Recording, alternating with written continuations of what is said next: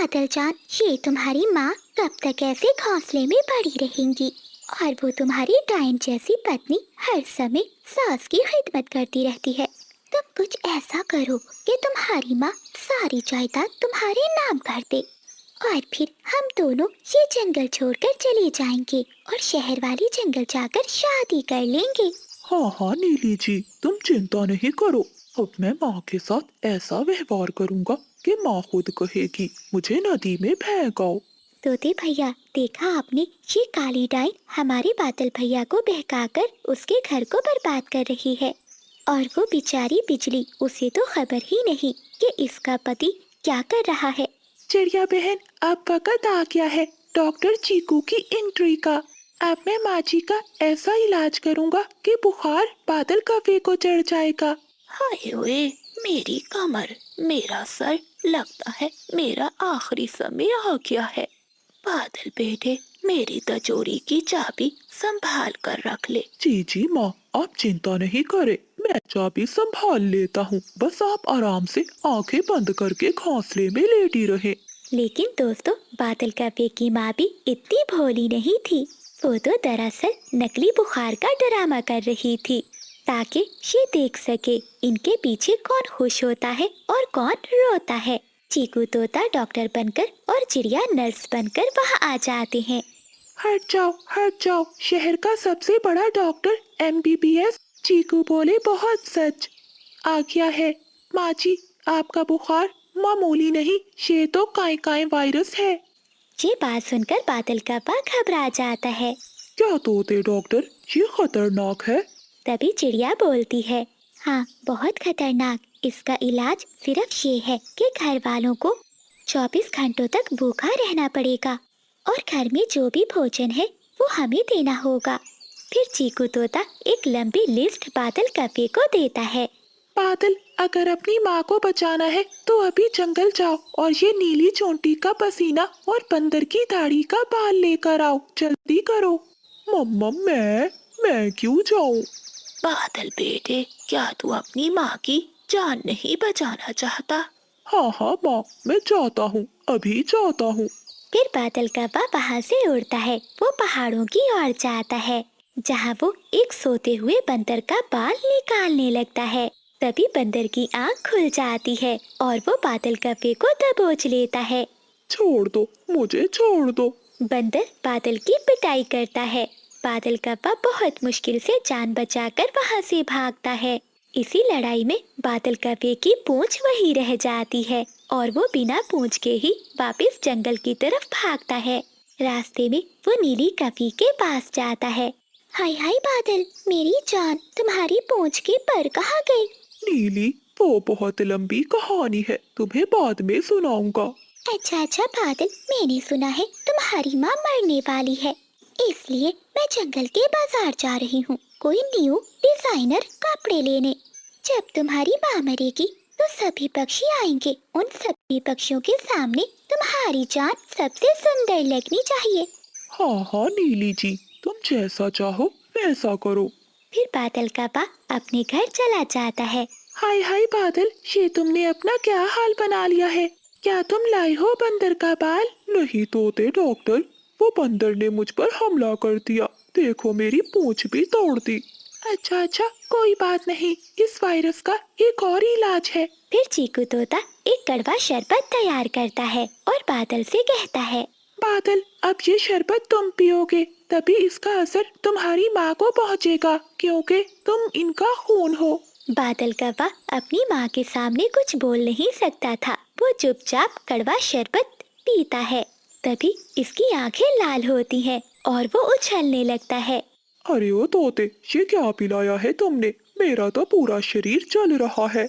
ये सब देखकर बिजली कभी भी हंसने लगती है। वो तो चुपचाप अपनी सास के पाँव दबाए जा रही थी। बेटे, तुझे अपने शरीर की पड़ी है, क्या तू मेरी मौत का इंतजार कर रहा है? बस, अब बहुत हो गया, मुझसे और बर्दाश्त नहीं होता।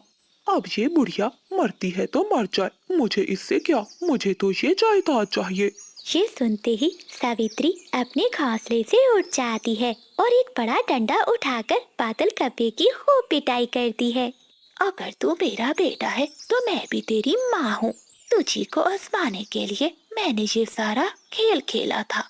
अगर तू मेरी कदर करता तो पूरी जायदाद तेरी होती, लेकिन अब नहीं, क्योंकि अब मैंने अपनी पूरी जायदाद अपनी बहू बिजली के नाम कर दी है और तू निकल जा मेरे घर से।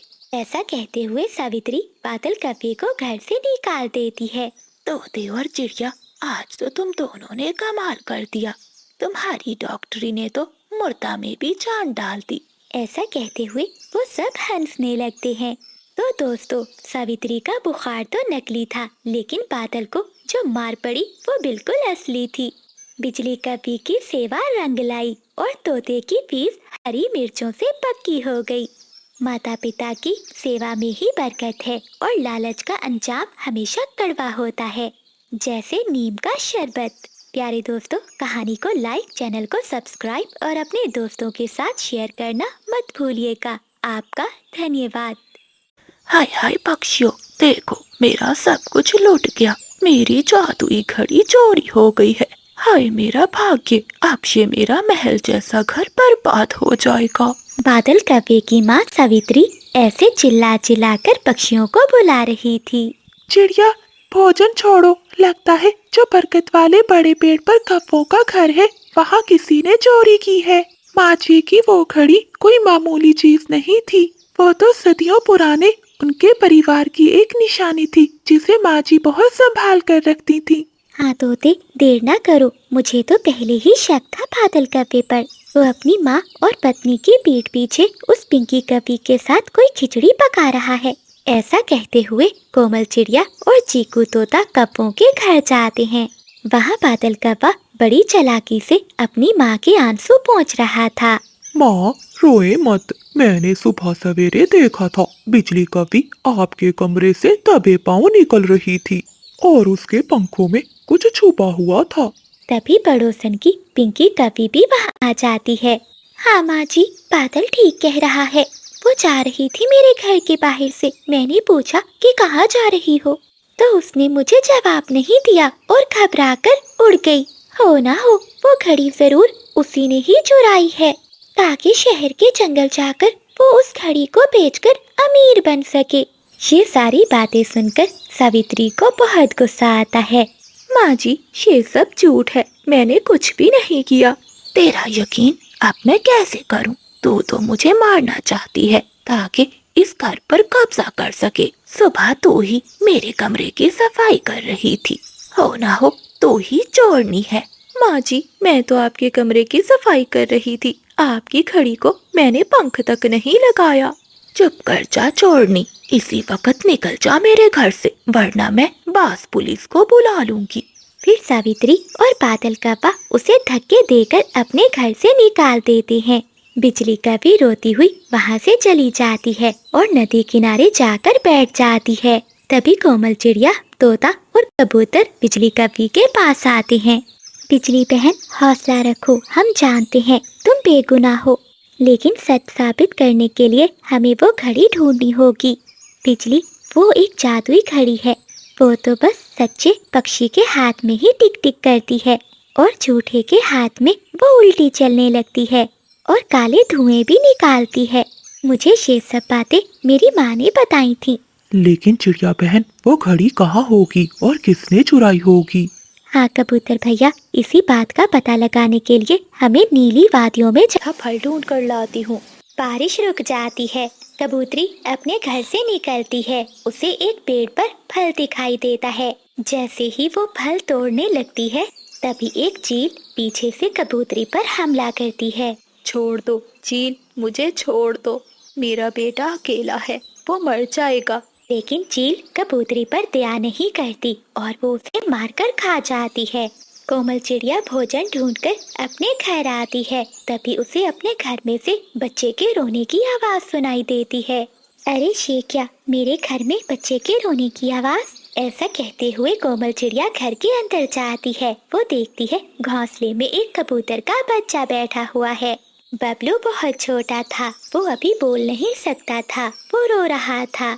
चिड़िया उसे चुप कराने की कोशिश करती है। तभी वो देखती है कबूतर की आंखों से गिरने वाले आंसू सोने के मोती बन रहे थे।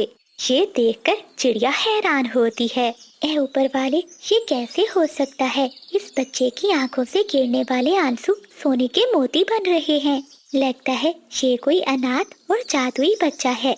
ऐ ऊपर वाले, तूने आज मेरी सुन ली। आज इस बच्चे को मेरी झोली में डालकर मेरे सभी दुखों को दूर कर दिया। ऐसा कहते हुए कोमल चिड़िया ऊपर वाले का धन्यवाद करती है। अगले दिन कोमल चिड़िया उन सोने के मोती को बेचकर अपने लिए एक नया घर खरीदती है। चिड़िया अब उस बच्चे की वजह से बहुत अमीर हो जाती है। एक दिन चिंकी तोती चिड़िया के दरवाजे पर आती है। चिड़िया बहन, दरवाजा खोलो। चिड़िया दरवाजा खोलती है। क्या हुआ तोती बहन, इतनी सुबह सुबह? चिड़िया बहन, क्या बताऊं, बुलबुल बहुत बीमार है। अगर वैद्य से उसका इलाज ना करवाया तो उसकी जान भी जा